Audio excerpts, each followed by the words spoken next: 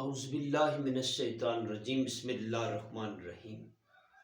اللہم صلی علی سیدنا محمد نبی الامی وعلی آلہ وصحبہ وبارک وسلم صلی اللہ علیہ۔ اب آپ اسی وقار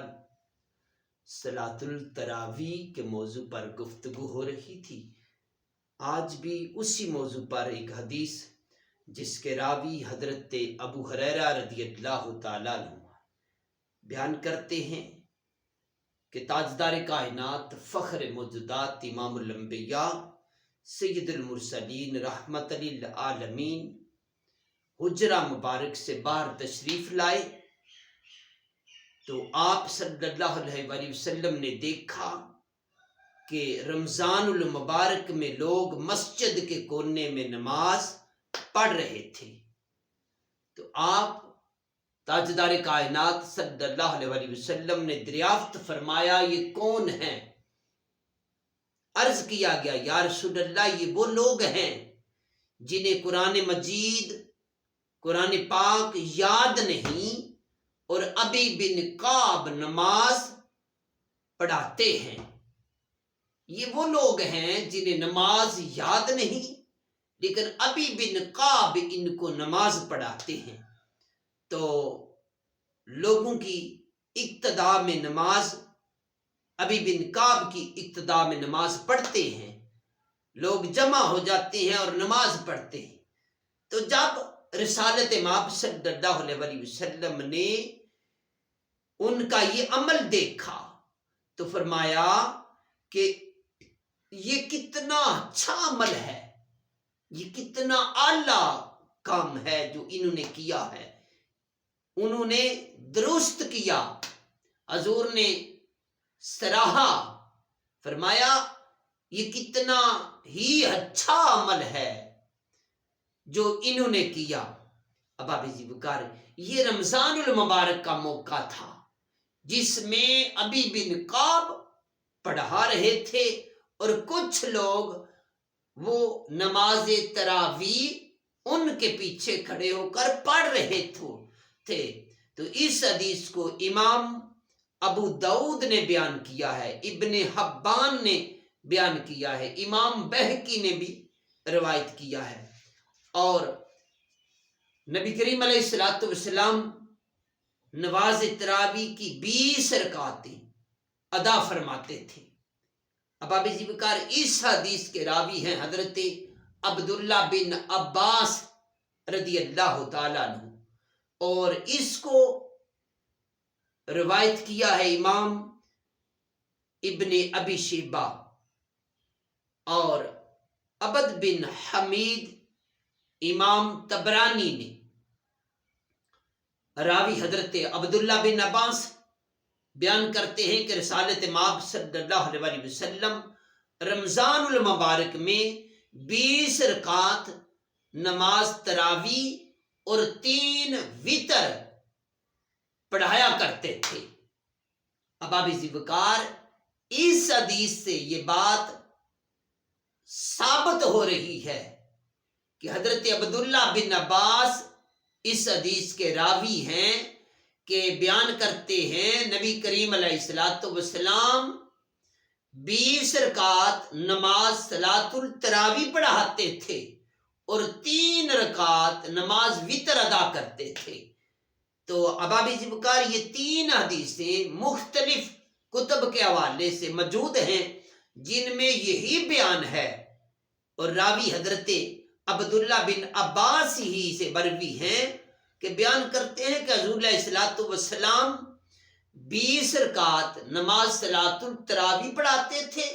اور 3 وتر پڑھاتے تھے۔ اس حدیث کو امام طبرانی نے بھی بیان کیا ہے، اور اگلی حدیث اسی موضوع پر راوی حضرت عبداللہ بن عباس اور اس کو امام بہقی نے روایت کیا ہے۔ وہ بھی یہی لکھتے ہیں کہ رسالت مآب صلی اللہ علیہ وآلہ وسلم ماہ رمضان المبارک میں جماعت کے بغیر 20 رکعت نماز تراویح اور 3 وتر پڑھتے تھے۔ اگر حضور تاجدار کائنات صلی اللہ علیہ وآلہ وسلم لادہ پڑھتے تو پھر بھی 20 رکعت نماز صلاۃ التراویح ادا کرتے، اگر جماعت کے ساتھ پڑھتے تو پھر بھی تاجدار کائنات صلی اللہ علیہ وآلہ وسلم 20 رکعت نماز صلاۃ التراویح ادا کرتے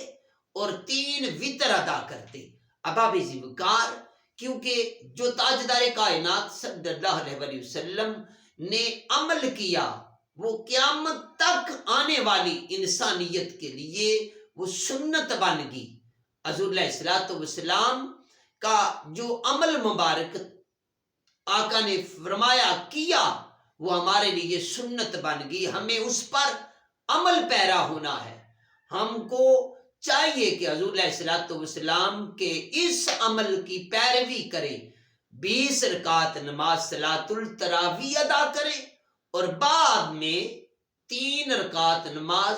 وتر ادا کریں۔ خالق کائنات مالک ارض و سماوات کی بارگاہ میں دعا ہے، رب کائنات ہماری اس کوشش کو پروردگار عالم اپنی بارگاہ میں قبول فرمائے۔ احباب ذوالفقار، المالک بادشاہ احکم الحاکمین رب کائنات کی ذات ہے، اور یا مالک اللہ پاک کا اسم، اللہ تعالیٰ کا نام نامی، اسم گرامی یا مالک، وہ احباب جو نور قلب اور قلب کو روشن کرنا چاہتے ہیں، اپنے دل میں نور پیدا کرنا چاہتے ہیں، وہ لوگ جن کا یہ ذوق ہے کہ میرا من، میرا دل اللہ کے نور سے روشن ہو جائے، تو وہ احباب یا مالک کا ورد کریں۔ یہ ہر روز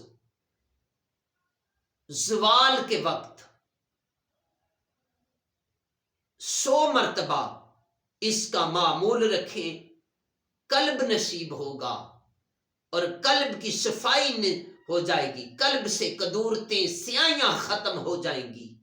جو احباب رزق کے معاملے میں پریشان ہیں ان کے لیے فرمایا کہ یہ جو شخص نماز فجر کے بعد 141 مرتبہ یا 121 بار اس اسم پاک کا ورد کرے،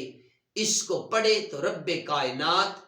اس کے رزق میں وسعتیں پیدا فرمائے گا، اس کے رزق میں اضافہ پیدا فرمائے گا، اللہ تعالیٰ اس کو وافر رزق عطا فرمائے گا۔ خالق کائنات کی بارگاہ میں دعا ہے، رب کائنات ہماری